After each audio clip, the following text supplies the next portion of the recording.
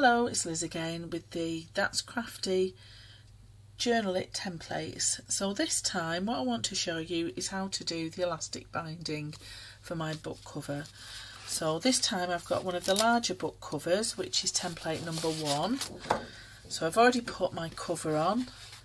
I've already got my spine there ready, but I haven't put my binding holes in. So what I want to show you is where I've put my little notches in the centre where the spine is. And then what I want to do this time is just slide my template to the right, because I want to use these holes here on the left. These are the holes that have been designed to attach your elastic binding. So all you need to do is just match up where your little notches are at the top and at the bottom of your page, and then just draw through. You should have 3 at the top, 3 at the bottom, and then the one in the middle is optional if you want to actually have an elastic closure on your book. But if you didn't want an elastic closure and you wanted a ribbon closure, just don't put that little middle dot in. You don't need to do that. So what I'm going to do now with my foam mat and my pokey tool, I'm just going to poke those holes out now. The 3 at the top, the 1 in the middle, because I want to have an elastic binding on my book with the closure, and then the 3 at the bottom. But this time I'm really going to go make those holes nice and wide, because obviously I need to put elastic thread through, which is a little bit wider than when I use my cotton thread for the stitch binding.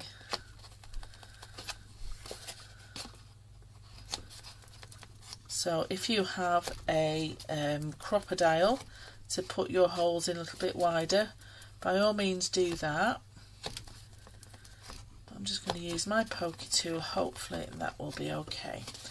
Alright, so I've got a thread of elastic there, a length of elastic, and how I sort of measure how much I need without stretching it, I just sort of work out I need about 4 lengths of elastic. 4. And if you've got any more, that's fine, but at least 4 lengths of the size of your book. And then I'm actually going to start through the top centre hole. So I'm just going to push that thread through that hole and bring it back on the outside. And sometimes what I do, because it's a little bit frayed there where I've cut it, just with a pair of scissors I'm just going to cut a diagonal across that elastic there, just so it's a little bit easier to push through. There we go. So I've pushed that through to the outside. I'm going to pull it until I leave a little bit of a tail on the inside. And then what I want to do is just go to the hole next to it. And if I feel the hole's not going to be big enough, just go back in with your pokey tool just to make it nice and wide. And then thread your elastic back through that hole at the top. And then this time we want to come straight the way down, so we're coming all the way down to the bottom hole, and thread your elastic back through to the outside of your cover.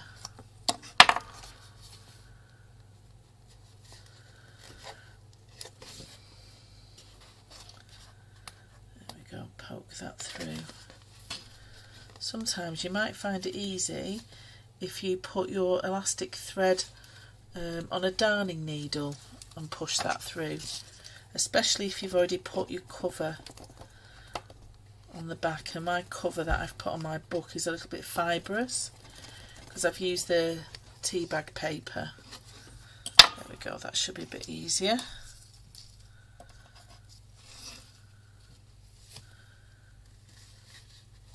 There we go. Pull that through. And you want to pull it fairly tight.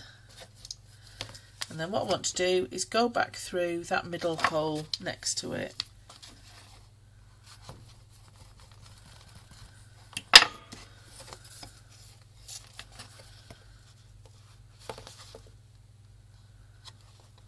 push your elastic back through, and every now and then, depending on how much shaking about you do, you might just have to trim off the top again just so it's not frayed,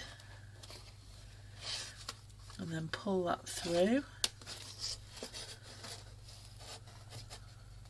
to the inside, so you've got another little line on the outside of your spine, and then you come again right back down at the bottom, and this time you want to go back through that middle hole, so you really need to make sure that you've got enough room with that other piece of elastic there that you can thread it through. Sometimes what I do is use my pokey tool carefully just to push it through to the other side. There we go. So what you should have now on the inside is 2 long lengths of elastic with your little tail still. So now on the outside I'm going to come through that last hole there. Again, I'm actually going to push it through with my pokey tool just to find it a little bit easier.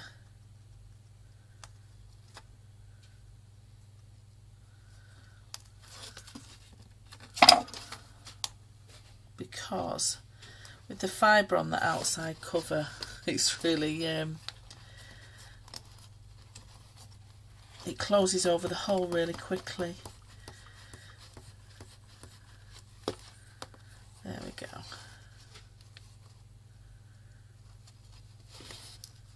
Again, push that through.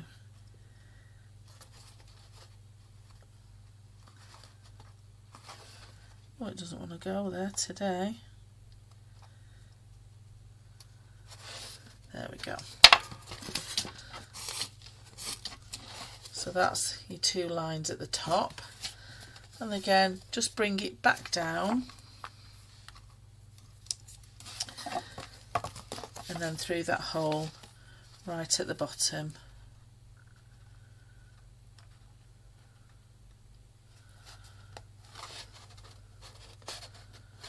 Push it through.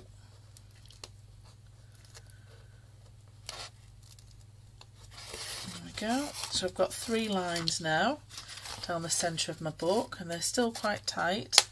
Keep them nice and tight, and then we just need to push it back through that centre hole. So make sure I've got a nice gap to push my elastic through.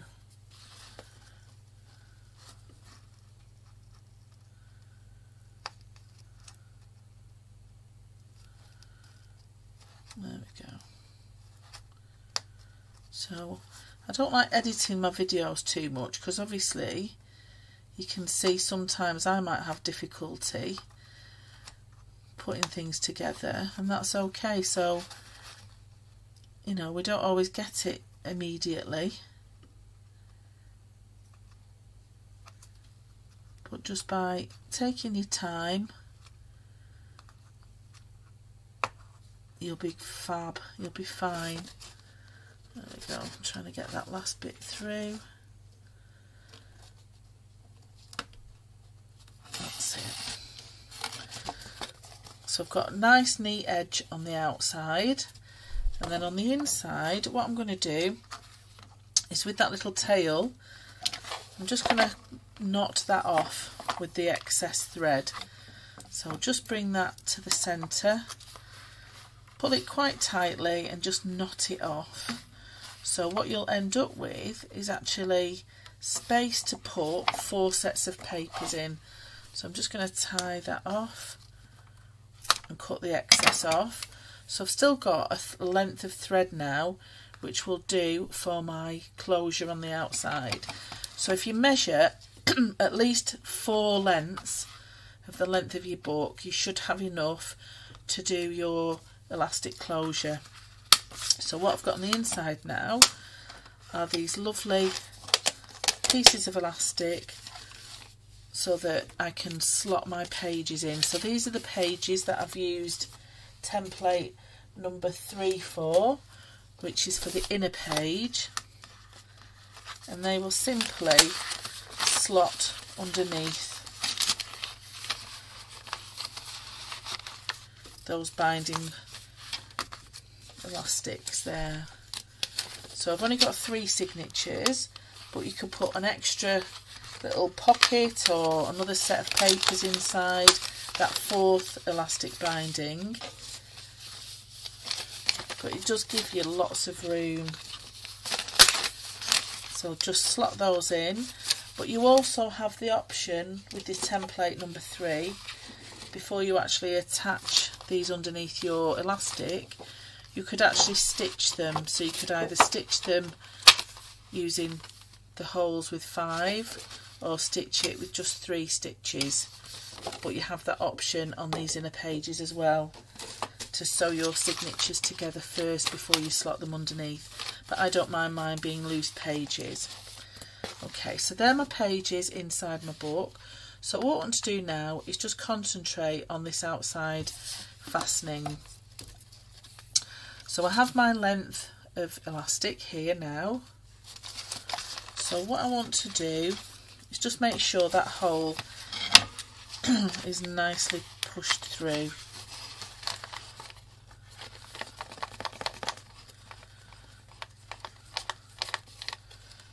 So what I want to do is thread it from the inside to the outside first, and there's lots of different ways of doing these fasteners, so do keep your eye out for other video tutorials where we've used buttons and beads as well to decorate this elastic. And I'm just leaving a little tail on the inside. So what I want to do now, I want to create a loop on the outside and push that thread back through.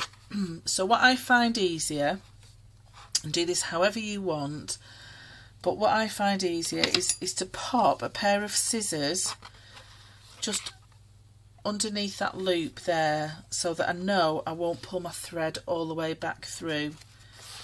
So what I want to do now is just pop that thread back through that centre hole. So as I did with the loops for the binding at the top, I'm pushing it back through the hole I've just come through on the inside with that thread. This is where it can get a little bit tricky, so if you have got a darning needle, it is a lot easier threading your elastic onto a big-eyed darning needle and threading it through. But if not, I just use my pokey tool to poke that elastic back through that centre hole.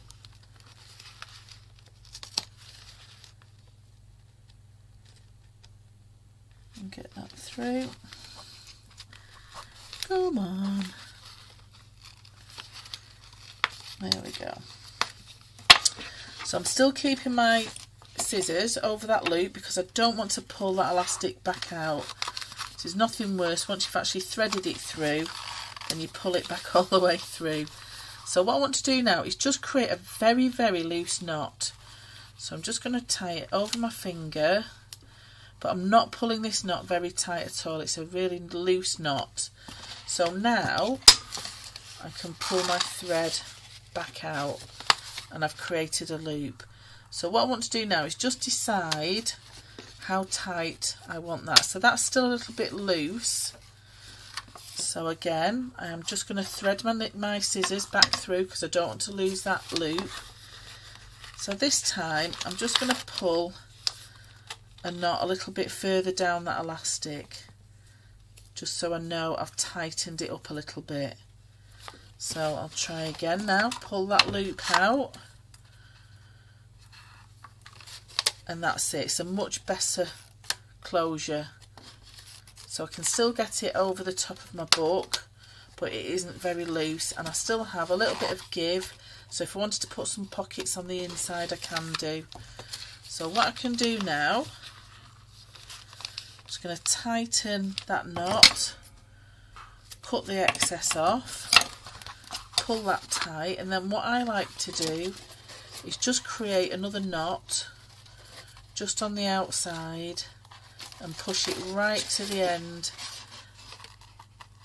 so that it's against the spine, and then that will really stop your thread feeding back through to the inside like that. So that can be your closure on your book. And it also means that when your pages are full, you can just swap them out and add extra pages to your book. And don't forget, we've still got that extra piece of elastic to put extra things in, but then that little knot is hidden quite nicely to the centre. So there we go, just a quick tutorial on how to attach your elastic binding. Alright, see you later. Thanks for watching, and if you have any questions or queries, please just let me know, either on the That's Crafty Creatives Facebook group or via Liz Wheeler Designs. Bye for now.